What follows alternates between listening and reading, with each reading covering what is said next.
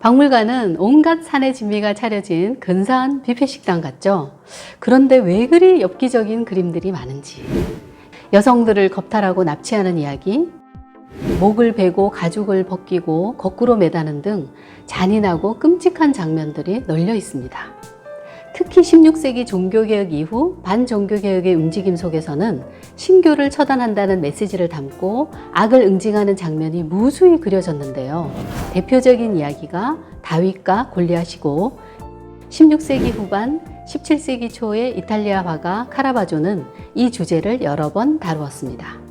구약의 사무엘상 17장에 따르면 이스라엘과 블레셋, 현재의 팔레스타인이죠. 블레셋 사람들이 전열을 벌이고 대치하던 중 블레셋 장수 골리앗이 소리 지르며 이스라엘 사람들을 모욕했어요.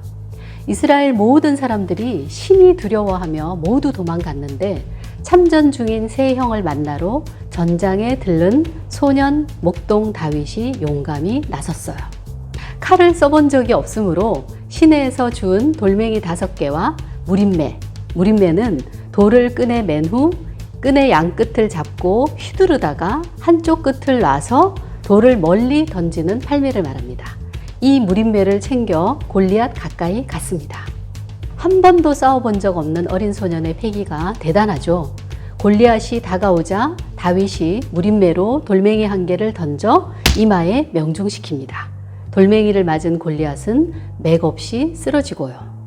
다윗은 바로 달려가 골리앗의 칼집에서 뺀 칼로 그의 목을 베어버립니다. 골리앗만 믿고 두려움 없이 전쟁에 임했던 블레셋 사람들은 이 장면을 보고 모두 주랭랑을 치죠. 이 이야기는 기원전 1000년경 도저히 맞설 수 없는 강한 이교도들을 물리치고 승리를 거두는 선택받은 민족 이스라엘 사람들 이야기입니다. 그런데 이 이야기가 왜 17세기에 그려졌을까요? 그 배경을 이해하기 위해서는 16세기 초로 거슬러 가보아야 합니다.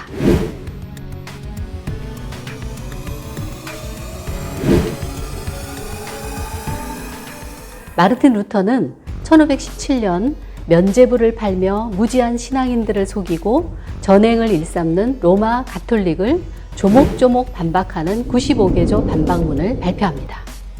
루터는 교황청으로부터 파문을 당하고 도피 생활 중 구약과 신약을 독일어로 번역하죠. 그 전까지 서유럽 사람들이 보던 성경은 라틴어로 되어 있었고 성경을 읽을 수 있는 사람은 성직자들과 극히 일부 귀족에 불과했어요. 권력은 지식을 독점한 사람이 지닐 수밖에 없으니 로마 교황청의 타락상은 이루 말할 수가 없는 상황이었죠. 루터가 불을 지핀 종교개혁은 프랑스의 칼뱅이 이어받았고 개혁운동은 유럽 전역으로 퍼져나갔습니다. 초반에는 파문과 추방으로 맞서던 로마 교황청은 1545년에서 1563년까지 지금의 이탈리아 트렌토와 볼로냐에서 공의회를 개최하죠. 더 이상 개신교의 세가 확장하는 걸 내버려 둘 수 없다고 생각하고 가톨릭의 입장을 정립하고 공격적으로 가톨릭의 세를 다시 찾겠다는 의도로 소집된 회의였어요. 말하자면 종교개혁에 맞서는 반종교개혁적 다양한 지침들을 세우고 대내외적으로 단속을 한 셈이죠.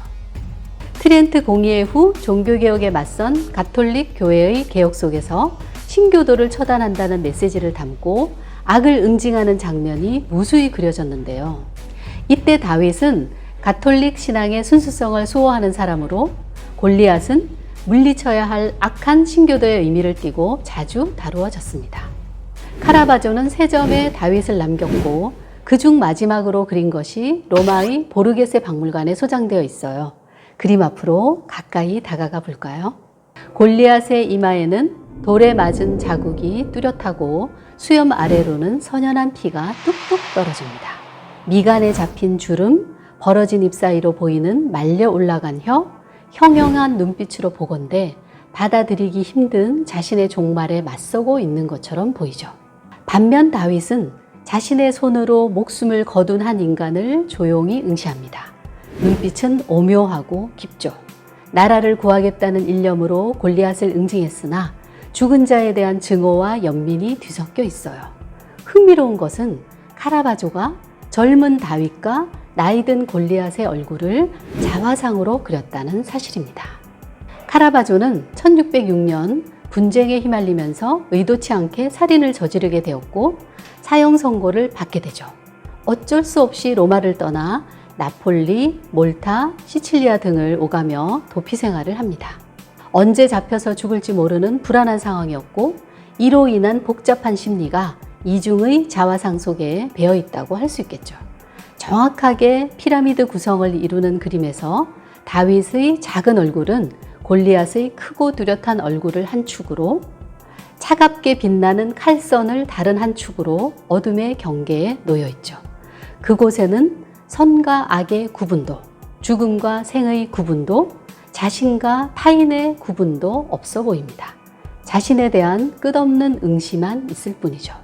카라바조가 이보다 먼저 그린 두 다윗에서는 골리앗에 대한 측은함이나 필멸의 존재에 대한 상념은 보이지 않습니다. 마드리드 소장품에서는 속절없이 숨이 끊어진 무기력한 거인과 자신이 하는 행동의 의미조차 모를 것 같은 미숙한 소년이 극단적으로 대립되어 보이죠.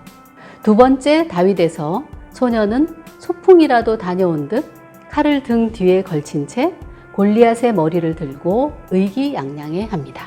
전형적인 승리의 도상이라고 할 수 있어요. 카라바조는 반종교 개혁이 선호하는 주제를 다루었으나 주제를 훨씬 내면화하였습니다. 관람자는 일어난 사건보다는 사건 속에서 인물들이 겪는 정신적 움직임에 더 집중하게 되죠. 다른 화가들은 이 주제를 어떻게 다루었는지 볼까요? 미켈란젤로의 제자이자 친구였던 다니엘레 다 볼테라는 앞과 뒤를 다 보여주는 작품을 제작했는데요. 거인을 처단하려는 다윗의 팔동작, 소년을 제지하려는 골리앗의 마지막 저항이 실감나게 표현되었죠. 티치아노는 목이 잘린 참혹한 골리앗 옆에서 하늘에 감사기도를 드리는 다윗을 보여주죠. 루벤스가 일격을 가하기 직전에 분노의 다윗을 나타낸 것과는 사뭇 다릅니다. 조각 작품 중에서는 미켈란젤로와 베르니니의 다윗도 떠올려 볼 수 있겠죠? 돌팔매를 하기 전 집중하고 있는 순간을 택해 보여줍니다.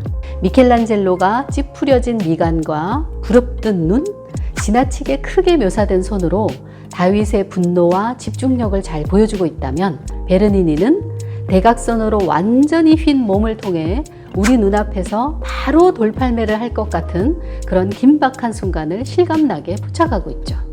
그런데 볼테라와 티치아노, 카라바조를 제외하고는 모두 소년이라기보다는 청년 혹은 장년처럼 다윗을 표현하고 있습니다. 적장을 죽이고 나라를 구하는 영웅의 모습을 부각시키기 위한 것으로 보이네요. 다른 화가들과 조각가들과 달리 카라바조의 마지막 다윗의 주제는 애국심이나 카톨릭의 승리 혹은 악의 응징이 아닙니다. 그보다는 메멘토 모리, 즉 죽는다는 사실을 명심하라에 더 가깝죠. 카라바조는 목을 자르고 처단하고 선과 악을 날카롭게 가르는 주제를 가지고 인간 존재에 대한 심오한 성찰의 시간으로 초대합니다. 마지막 다윗을 완성하고 얼마 지나지 않아 카라바조는 드라마틱한 생을 마감합니다. 그는 엄숙주의를 벗어던진 종교와 과감하고 단순한 구도, 테네브리즘은 강한 명암 대비로 극적인 효과를 낳는 기법을 말합니다. 이런 여러 가지 개성으로 이탈리아뿐 아니라 유럽의 많은 나라에 깊은 영향을 끼칩니다. 카라바조 풍으로 그림을 그리는 화가들이 17세기 유럽 전역에 많았는데 이탈리아의 만프레디, 오라치오 젠틸레스키, 네덜란드의 헤라드 테르 보르흐, 헤라드 반 혼토르스트, 프랑스의 조르주 들라뚜르, 스페인의 호세 데 리베라, 디에고 벨라스케스 등 셀 수 없이 많죠.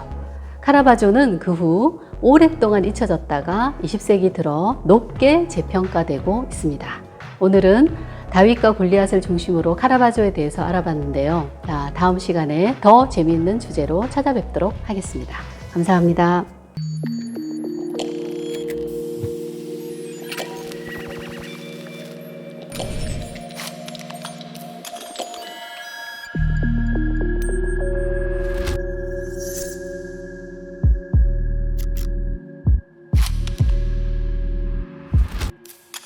나이스한 키카드로